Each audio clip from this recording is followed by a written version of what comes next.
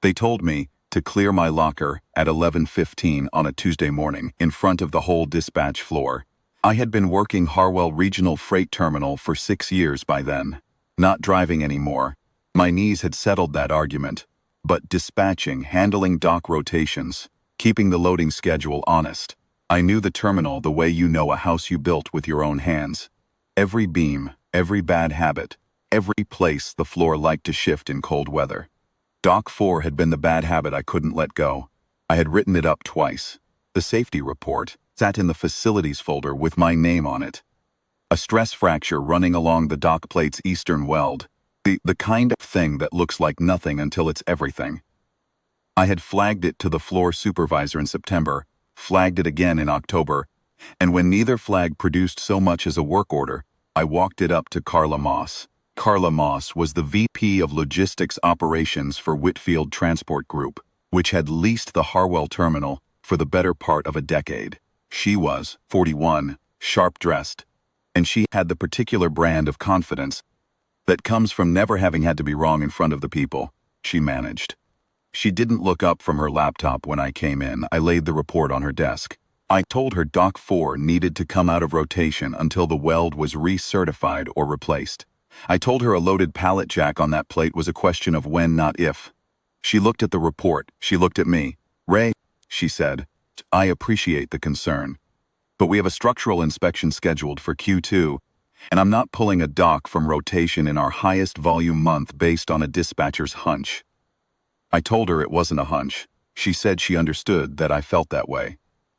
Then she turned the laptop back toward herself, and the conversation was over. I let 2 more weeks go by. I watched the dock. Nothing gave, nothing cracked, and part of me began to think maybe I had it wrong. Then, on the second Tuesday, in November, a pallet jack loaded with 400 pounds of industrial hardware came down hard on the eastern edge of Dock 4, and the plate groaned like something in pain. The driver heard it. He backed off. Nobody was hurt. But I heard it from across the floor, and I knew what it was. I wrote a third report. I sent it directly to Carla Moss and copied the terminal's facilities manager.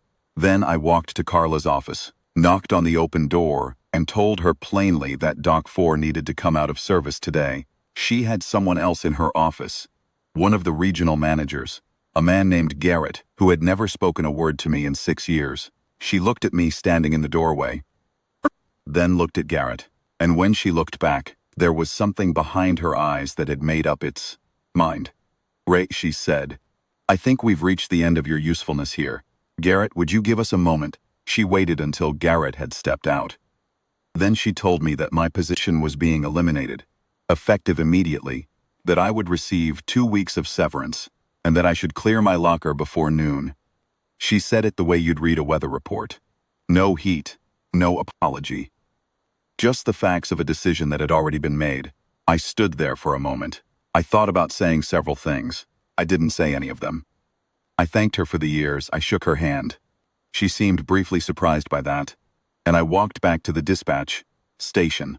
The floor was quiet. A few of the drivers were watching. Pete Okafor, who had run the night shift for 4 years and was the best listener I knew, gave me a nod. I cleared my locker, put the contents in a cardboard box, and said, "My goodbyes the way you do, when you've been at a place long enough that the goodbyes mean something." Then I walked to my truck and drove to Lena's school.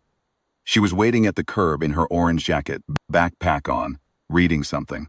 She saw my face and climbed in without asking. "Early day," she said. "Yeah," I said. "Early day." "That's okay," she said, and went back to her book. We drove home to Dunbar Road, and I made her a grilled cheese sandwich, and I did not think about Carla Moss or Dock 4 or the end of my usefulness for the rest of the afternoon.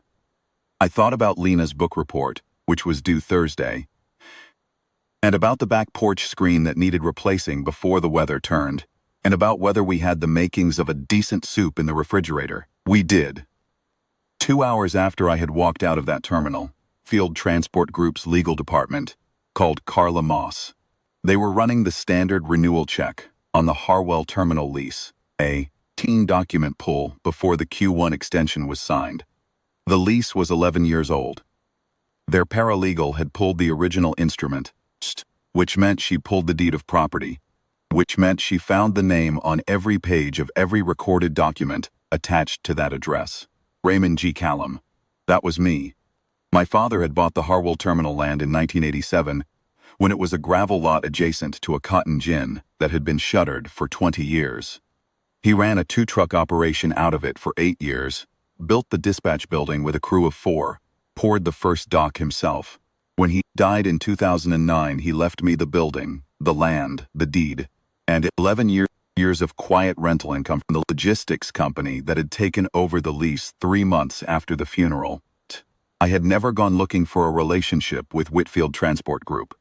I had a property management firm handle the paperwork. The checks came, the taxes were paid, and I went on dispatching because I liked the work and because it kept me close to the kind of people my father had been. It had simply never come up. I was washing soup bowls when the knock came at the front door. Lena got there before me. She always did. And when I came around the corner, I saw a woman in a dark wool coat standing on the porch. No driver. No assistant. One car at the curb, a sensible gray sedan, and Dana Whitfield standing on my welcome mat looking like someone who had rehearsed a speech on the drive over and quietly set it aside. Dana Whitfield was the CEO of Whitfield Transport Group. I had seen her photograph in the industry newsletter 3 or 4 times. She was in her late 40s, with a direct, careful look, and the kind of posture that comes from years of being the person in the room who has to have the answer. She did not look like someone who enjoyed this particular errand. Lena looked up at her. "Are you here for my dad?" "I am," Dana said. "He's in the kitchen," Lena said, and went back to her book report. I invited her in. She declined the coffee but thanked me for offering. We stood in the front room, and she said what she had come to say without preamble, which I respected. She told me she had become aware, that afternoon, of a significant oversight on her company's part. She told me that she understood I had been a lease-adjacent employee of her company the past 6 years, and that she had not known that until approximately 90 minutes ago. She told me that Carla Moss had acted without full information, and that she was personally apologizing for the way the morning had gone. I let her finish. "I appreciate that," I said, "but I want to be clear that the apology I care about isn't about the job." She waited. "Filed 3 safety reports on Dock 4, I said. "A structural fracture, eastern weld, going on 4 months. The last one was this morning. That dock is going to hurt somebody." She was quiet for a moment. I could see her absorbing it. Not performing absorption, actually doing it. "Show me the reports," she said. I had copies. I always kept copies. I handed her the folder, and she read every page standing at my kitchen counter. She asked 2 questions, both of them the right questions. Then she set the folder down and looked at me. "I want to offer you the position back," she said, "whatever terms you feel are appropriate." "I'll come back," I said, "under one condition. Dock 4 comes out of service this week. A licensed structural engineer certifies the repair, and a mandatory written safety protocol goes into the lease as a rider, not a guideline. A rider." She nodded slowly. "That's a reasonable condition. It's the only one I have," I said. We shook hands in my front room on Dunbar Road, while Lena sat at the kitchen table finishing her book report, and the soup pot steamed on the stove. Dana Whitfield paused at the front door. "Father built that terminal?" "He did," I said. "Poured the first dock himself." She looked at the house, then back at me. "He built it well." I thanked her for coming, and she walked to her gray sedan, and the porch light came on behind her in the early dark. Dock 4 came out of service that Thursday. The structural engineer found the weld fracture exactly where I had marked it. The repair took 4 days. The safety rider went into the lease before the Q1 extension was signed. Lena finished her book report that night. She showed it to me over the soup, and it was about a lighthouse keeper, a man who stays at his post in all weather, because the ships depend on the light whether they know it or not. She had drawn a lighthouse at the top of the page in crayon, orange and blue, and at the bottom she had written, "Some people do important things without making noise about it." I told her it was very good. She said she knew. I went back to dispatching the following Monday. Pete Okafor gave me the same nod he had given me when I left. The floor smelled like diesel and coffee, the way it always had, and Dock 4 sat empty and taped off at the far end of the building, waiting to be made right. That was the condition. That was the only thing I'd asked for. My father would have understood that. He had built the dock to hold weight, and he expected the people who used it to treat it honestly. I wasn't in the business of teaching lessons or collecting debts.